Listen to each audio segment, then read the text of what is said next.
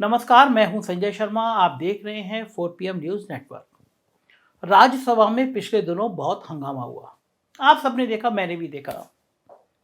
फिर ये फैसला हुआ, चेयर की तरफ से फैसला हुआ कि भाई सांसदों को एक संसदीय समिति सांसदों के आचरण की जांच करे। इतना हो हल्ला क्यों हो रहा है, इतना शोर क्यों हो रहा है? सदन चलने ही नहीं दिया।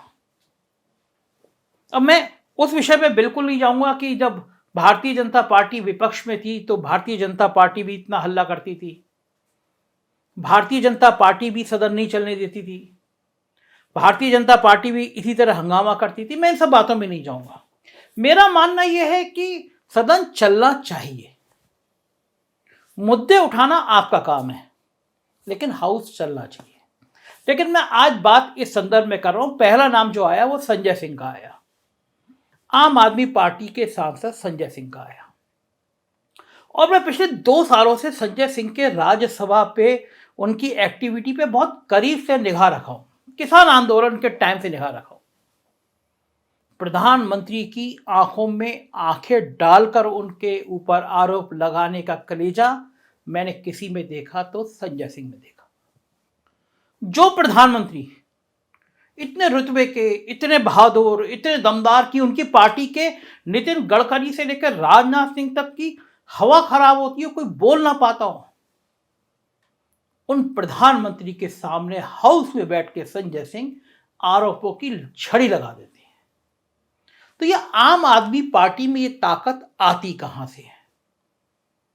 केजरीवाल भारतीय जनता पार्टी की नाक में दम कैसे किए हुए हैं, ये मैं आज आपको विस्तार से समझाऊंगा कि दिल्ली के और केंद्र के राज्यों के संबंध क्या हैं, क्या थे और कहां कहां रणनीतिक चूक हुई है। यह दिसंबर 1990 का दौर था।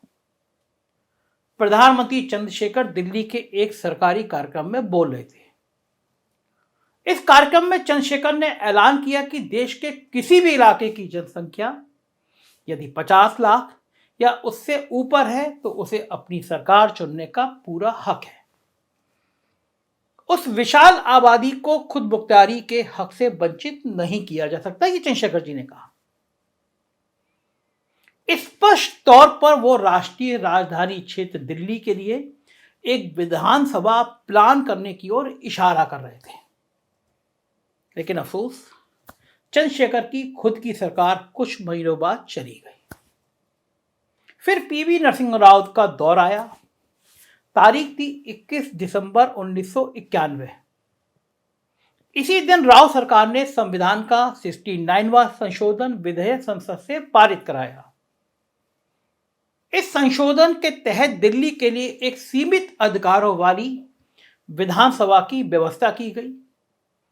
70 सीटों के लिए परिसीमन कराया गया और परिसीमन का काम पूरा होने के बाद नवंबर 1993 में यूपी, हिमाचल, राजस्थान और मध्य प्रदेश के साथ दिल्ली के चुनाव कराए गए। दिल्ली में भारतीय जनता पार्टी को 2/3 बहुमत मिला। मदन लाल खुराना मुख्यमंत्री बने।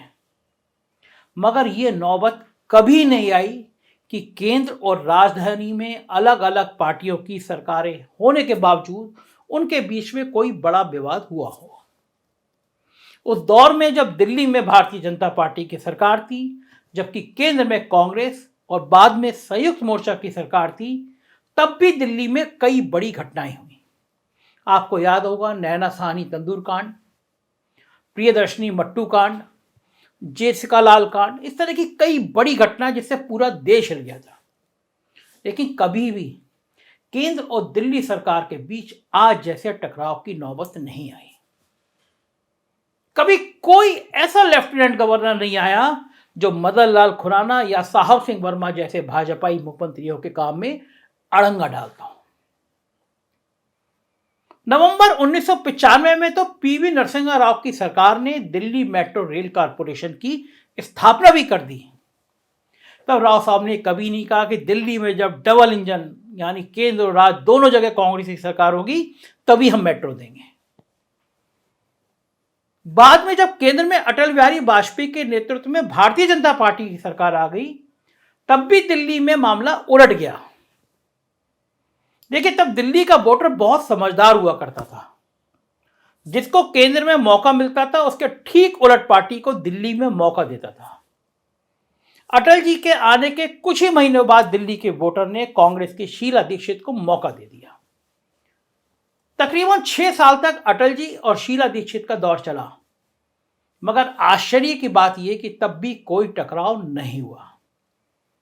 दरअसल लोकतंत्र में तो डबल इंजन की सरकार की बात सोचना ही पाप है। कोई भला ऐसी बात कैसे कह सकता है? एक किस्सा सुनाता हूं मैं आपको, बहुत मजेदार किस्सा है।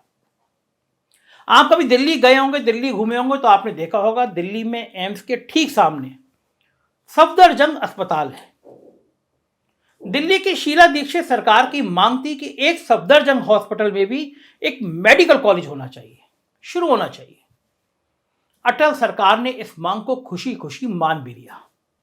खुद अटल जी इस मेडिकल कॉलेज, जो वर्धमान महावीर मेडिकल कॉलेज है, उसको शुरू करने के लिए आए। शीला दीक्षित भी थी उस कार्यक्रम में। अटल जी तो बहुत मजाकिया स्वभाव के थे, बिल्कुल माहौल बना दिया करते थे। तब अटल जी ने एम्स के साथ ठीक सामने बन रहे इस मेडिकल कॉलेज के प्रशासन को अपने नए मेडिकल कॉलेज की गुणवत्ता पर काम करने की चुनौती देने के अंदाज में एक फिल्मी गाना गुनगुनाया। सोचिए क्या बड़ा दिल था, क्या बड़ा कलेजा था। अटल जी बोले, एक घर बनाऊंगा तेरे घर के सामने। यह अटल जी की एक अदा थी जिससे पूरी दुनिया उनकी प्रशंसा करती है। अटल जी के मुंह से रफी साहब का गाना सुनकर शीला दीक्षित समेत वहां मौजूद सभी लोग हंसने लगे। सोचिए, तब लोकतांत्रिक संस्थाओं और लोकतांत्रिक ढंग से चुनी हुई सरकारों में आपस में कितना बेहतर तालमेल होता था। लेकिन आज का दौर देखिए, जो अधिकार दिल्ली की निर्वाचित सरकार को 69वें संशोधन के द्वारा अनुच्छेद 239 ए माध्यम के दिए गए, उसमें हमेशा मोदी सरकार द्वारा नियुक्त एलजी के माध्यम से अड़ंगा लगवाया जाता है। मामला बार बार सुप्रीम कोर्ट जाता है। अभी फिल किया था सुप्रीम कोर्ट, और सुप्रीम कोर्ट ने स्पष्ट निर्देश दिया जो शायद किसी भी एलजी के लिए बहुत शर्मनाक होगा। कई बार तो झगड़े को देखकर सुप्रीम कोर्ट के विद्वान न्यायाधीश भी आजिज आ जाते हैं कि हो क्या रहा है। दरअसल इस प्रकार की सोच के पीछे एक मानसिक दिवालिया है या कोई परेशानी है। वो परेशानी है कि कुछ लोगों और पार्टियों ने दिमाग में ये भर दिया है कि वो प्रधानमंत्री देश में सर्वशक्तिमान होता है और सब लोग उसके अधीन होते हैं, जबकि हकीकत कुछ और है। दरअसल हमारे संविधान में 3 तरह की सूची, 3 टाइप ऑफ शेड्यूल की व्यवस्था है। केंद्र सूची, राज्य सूची और समवर्ती सूची। केंद्र सूची के विषय पर केंद्र सरकार काम कर सकती है, राज्य सूची के विषय पर राज्य सरकारें काम कर सकती हैं, जबकि समवर्ती सूची के विषय पर दोनों अपने अपने हिसाब से काम कर सकते हैं। हाँ, यदि समवर्ती सूची के किसी मुद्दे पर संसद और विधानसभा के द्वारा बनाए गए विधान आपस में टकराते दिख रहे हों तो वहां जरूर केंद्र का हाथ ऊपर रहेगा। लेकिन बाकी दोनों सूचियों में कोई किसी के काम में हस्तक्षेप नहीं कर सकता। हकीकत यह है कि प्रधानमंत्री केंद्र सरकार का बॉस है, जबकि मुख्यमंत्री राज्य सरकारों का बॉस है। ध्यान रखिए, केंद्र सरकार का बॉस होना और देश का बॉस होना दोनों अलग अलग चीजें हैं। केंद्र सरकार देश नहीं है और ना ही राज्य सरकारें राज्य हैं। देश का प्रमुख राष्ट्रपति होता है, जिसके अधीन दोनों सरकारें, केंद्र और राज्य सरकारें, काम करती हैं। लेकिन हो क्या रहा है? हो इसके ठीक उल्टा रहा है। केजरीवाल की निर्वाचित सरकार के अपने अधिकार क्षेत्र में इतना ज्यादा टांग अड़ाई जा रही है कि इस पूरे बवाल में केजरीवाल एक बहुत बड़े नेता के रूप में उभरते जा रहे हैं। लगातार उनकी ब्रांडिंग बढ़ती जा रही है। अब तो हालत यह है कि देश का अर्बन मिडिल क्लास, जिस बहुत महत्वपूर्ण बात कर रहा हूं, ध्यान से सुनिएगा। देश का अर्बन मिडिल क्लास, जिसके बीच 1990 से भारतीय जनता पार्टी का एकाधिकार हुआ करता था, उसके बीच अब आम आदमी पार्टी के रूप में उसे एक नया विकल्प मिल गया है। वो विकल्प जो उसकी पढ़ाई, दवाई, कमाई, पेंशन, इन सब मुद्दों पर बात करता है। खुद उसका अध्यक्ष बात करता है, केजरीवाल बात करते हैं। एक तरफ मोदी राज में शिक्षा की हालत खराब हो रही है और महंगे पब्लिक स्कूलों को बढ़ावा मिल रहा है, वहीं केजरीवाल साहब की पार्टी सरकारी शिक्षा व्यवस्था को दुरुस्त करने में लगी है। एक तरफ मोदी जी हेल्थ इंश्योरेंस की बात कर रहे हैं, तो दूसरी तरफ केजरीवाल साहब सस्ते सरकारी अस्पताल और मोहल्ला क्लिनिक पर जोर दे रहे हैं। एक तरफ मोदी जी और उनकी पार्टी सरकारी कर्मचारियों की पुरानी पेंशन व्यवस्था का विरोध कर रहे हैं, तो दूसरी तरफ केजरीवाल की पार्टी सत्ता में आते ही पंजाब में पुरानी पेंशन व्यवस्था बहाल कर दे रही है। एक तरफ मोदी जी लगातार कुछ कुछ आरोप झेल रहे हैं, देश को गिरवी रखने का आरोप झेल रहे हैं, तो वहीं दूसरी तरफ केजरीवाल के सांसद संजय सिंह सदन में नारे लगा लगाकर मोदी जी को परेशान कर रहे हैं, लगातार नारे लगाते रहते हैं हाउस में। तो फिर होगा क्या? क्या होगा भविष्य में? वही मोदी जी की पार्टी जिसके तरकश में सीबीआई, ईडी, इनकम टैक्स है, कभी सत्येंद्र जैन तो कभी मनीष सिसोदिया को तंग करती रहती है, उससे भी मन नहीं भरता तो दिल्ली में हारने के बावजूद मेयर का चुनाव नहीं होने देती है। ये सब ऐसे मुद्दे हैं जो केजरीवाल क्या किसी भी मुख्यमंत्री को नागवार गुजर सकते हैं। भाजपा के मुख्यमंत्री तो ये सब बर्दाश्त कर सकते हैं कि वो नाम मात्र के मुख्यमंत्री रहें और सब कुछ साहेब की टीम करें, लेकिन कोई नीतीश कुमार, कोई ममता बनर्जी, कोई केसीआर, कोई भगवंत मान, कोई केजरीवाल, कोई स्टालिन, ये सब कतई बर्दाश्त नहीं कर सकता कि उन्हें जो संविधान ने अधिकार दिए हैं उनका उपयोग करने का उन्हें पूरा अधिकार है और ये उपयोग करने का अधिकार कोई रोके।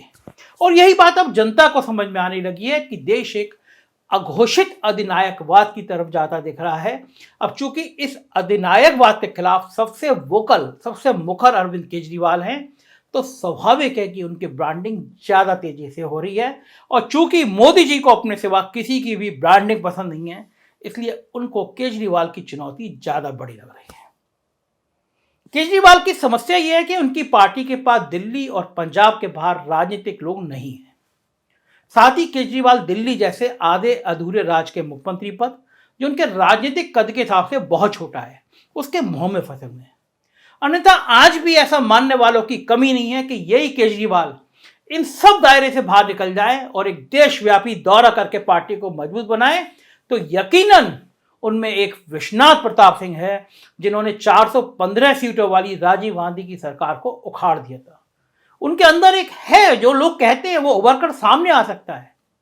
केजरीवाल को अपने कामों का सबूत देने की जरूरत नहीं है, क्योंकि उनके पास स्कूलों और मोहल्ला क्लिनिक के प्रयोग का डंका तो भारत से अमेरिका तक लोग देख ही रहे हैं। उन पर कोई निजी भ्रष्टाचार या किसी कारपोरेट घराने के संबंध का आरोप भी नहीं है। जबकि इसके ठीक उलट केंद्र की भाजपा सरकार के पास उपलब्धियां गिनाने को दिख नहीं रही हैं। किसान, नौजवान, बेरोजगार सब परेशान हैं। कई लोग तो यहां तक कहते हैं कि यदि हिंदू, मुसलमान, पाकिस्तान, कब्रिस्तान आदि शब्दों के इस्तेमाल पर चुनाव आयोग या सुप्रीम कोर्ट रोक लगा दे, तो भारतीय जनता पार्टी के प्रवक्ता टीवी चैनलों पर दिखने बंद हो जाएंगे। यही सब वो वजह है जिनमें 50 साल के केजरीवाल अपने हम उम्र किसी भी नेता की तुलना में भाजपा के लिए सबसे बड़ी चुनौती पेश करते दिख रहे हैं। बीजेपी और संघ परेशान हैं कि केजरीवाल को निपटाएं तो निपटाएं, कैसे निपटाएं, क्योंकि केजरीवाल का ग्राफ बढ़ता जा रहा है। राजनीति की खबरें देखना हो तो 4PM को जरूर सब्सक्राइब करिएगा। राज्यों की खबरें देखना हो तो हर राज्य के हमारे कुछ चैनल हैं, 4PM UP, 4PM Bihar, 4PM Gujarat, 4PM Karnataka, इनको सब्सक्राइब करिएगा। इन राज्यों की खबरें आपको वहां मिलेंगी। शुक्रिया आपके इस प्यार के लिए। Thank you.